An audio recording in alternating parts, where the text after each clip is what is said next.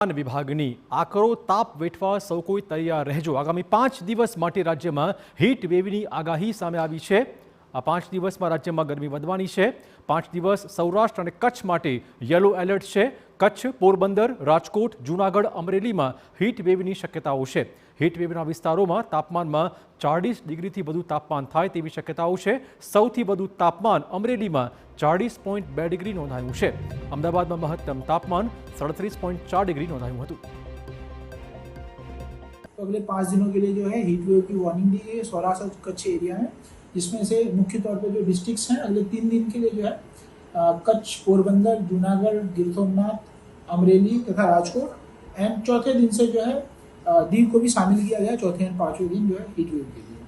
साथ ही अगर हम बात करें कोस्टल एरियाज़ में, तो मोस्टली कोस्टल एरियाज़ जो भी जितने भी सौराष्ट्र तथा गुजरात दोनों ही कोस्टल एरियाज़ में जो है hot and humid weather maintain करेगा, साथ ही जिसकी वजह से डिस्कम्फर्ट भी